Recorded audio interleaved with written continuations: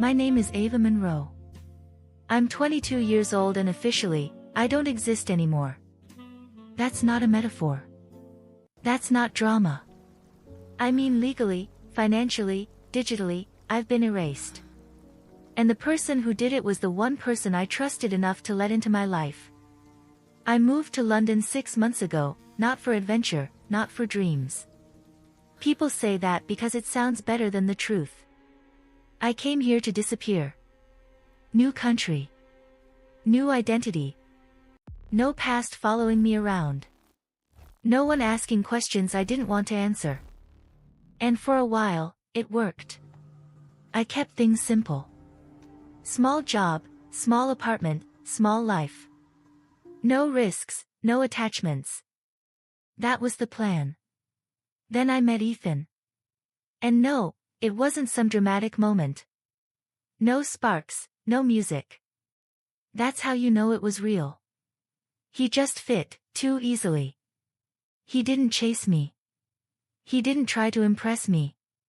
He just paid attention, the kind of attention that makes you feel seen without feeling exposed. He noticed things I didn't even realize about myself, like how I always sat facing the door, how I avoided talking about family, how I never stayed anywhere long enough to feel comfortable. And instead of questioning it, he made himself feel safe. That's where I went wrong. I thought safety meant trust. It doesn't. It just means you've lowered your guard. At first, it was small things.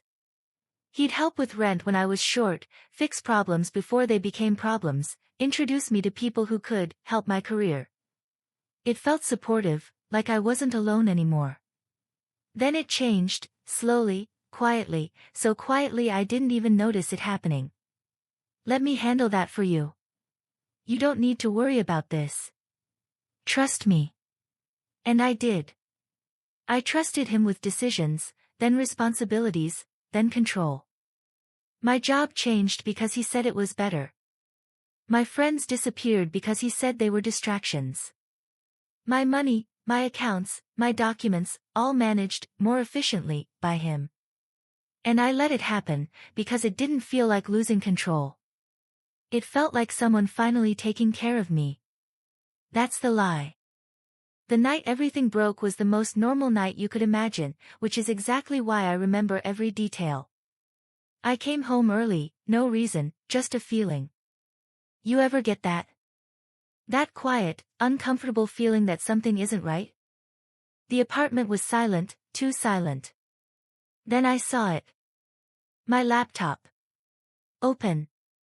I never leave it open. Never. I walked closer, slowly, like somehow that would change what I was about to see. It didn't. Emails, dozens of them, sent, received, organized, all under my name.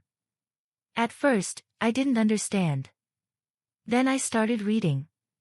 Transactions I never made, accounts I never opened, contracts, agreements, confirmations, all linked to me, all real. My hands started shaking, not panic, recognition. This wasn't random. This was built. You weren't supposed to see that yet. I didn't turn around immediately. I already knew who it was. Ethan, standing behind me, calm, relaxed, like this was just another conversation. I finally turned, and I waited, because deep down I already knew. You're overthinking it, he said. That's always the first move, make you question your own reality. But I didn't speak. I just stared at him, and something in my silence made him stop pretending. He smiled, not nervously, not guilty, confident. You were perfect for this, he said.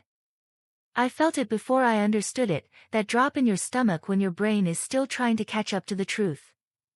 Perfect for what? For everything, he said. Clean identity. No connections. No one asking questions if something goes wrong. Something went cold inside me. You used me. He shook his head slightly. No, Ava, I built this because of you. And just like that, everything made sense. Every decision he made for me, every change, every shift, it wasn't care, it was construction. I wasn't his girlfriend. I was his cover. Every transaction, every illegal move, every risk led back to me. I wish I could tell you I screamed, or fought, or ran. I didn't. Because in that moment, I understood something very clearly. He had already won. The evidence was real, the system was clean, and I had nothing to prove otherwise. And right on time, there was a knock at the door. The police didn't come because of what I found. They came because he sent them. Fraud, money laundering, identity manipulation, all under my name. I tried to explain, of course I did, but explanations don't matter when the evidence is perfect, and his was flawless. Within 2 days, my accounts were frozen, my passport flagged, my name destroyed. And Ethan, gone. That's the part you expect to break me. That's where most people fall apart. And yeah, for a moment, I did. Because it's one thing to lose everything. It's another to realize you handed it over yourself. But here's what he didn't understand. I wasn't blind. I noticed the changes, the control, the patterns. I just didn't react, because reacting is emotional, and emotion makes you predictable. So instead, I paid attention.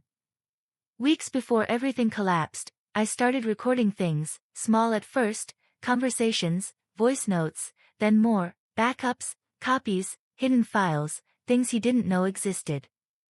I didn't confront him, because I wasn't trying to escape. I was building something. Proof. Not to defend myself, to destroy him. He thought I was weak. That's why he stopped watching me. That was his mistake. The night before my hearing, I disappeared. No calls, no messages, no trace. And then everything fell apart. His accounts, his network, his partners, exposed, all of it. Every file I saved, every conversation, every detail, released. Not just to the police, to everyone. You should have seen it. The system he trusted turning on him. And somewhere in his perfect little world, he realized exactly what was happening. Because then his phone rang, and I know he answered. He always answers unknown numbers. I didn't speak immediately. I wanted him to feel it, that silence, that uncertainty. Then I said his name. You made one mistake. He didn't respond, but I could hear it, the shift. You thought I needed you. Still silence. You built everything on my identity. I paused just for a second, so I erased yours. And then I hung up. I didn't wait for a response. I didn't need one. Because this was never about revenge, not really. It was about control. He took mine, so I took everything back. My name is Ava Monroe, or at least it used to be. And if there's one thing you should understand, it's this: no one ruins your life overnight. They do it slowly, while you're busy trusting them, and by the time you realize it, they already own everything, unless you were paying attention first.